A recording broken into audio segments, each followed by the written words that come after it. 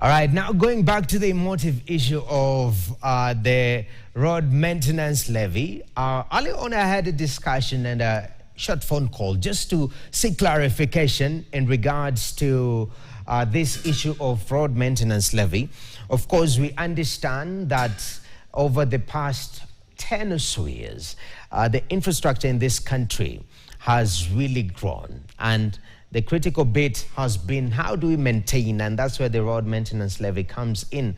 Now, public participation, Kenyans went and discussed, and majority of the sentiments were, please don't raise this by 7 shillings, but apparently that was not, unfortunately, taken into account looking by the EPRA release rather of the pump prices. It was factored in from 18 shillings to 25 shillings. Now, I asked transport economist David Nasho whether, first of all, this hike was legal, was done in the right way, and what are the repercussions to this change or rather increase in road maintenance levy. Let's listen in. Hello. Yeah, the process of changing the RMLF has to follow what has been laid down in the RMLF Act and the KRB Act.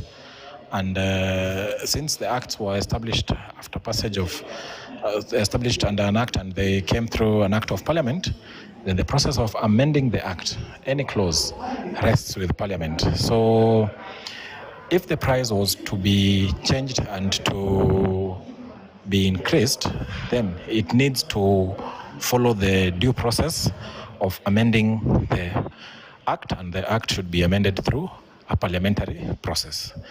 So the implication of doing this is basically somebody can basically go to court and say the due process was not followed, and the process should or ought to be stopped.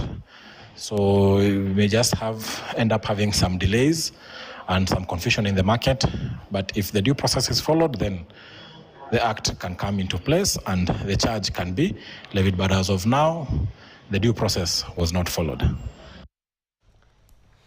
And definitely it's an area of scrutiny that we'll be looking at in regards to, was the due process followed? And that is a transport economist saying that the due process wasn't followed. So what does this portend?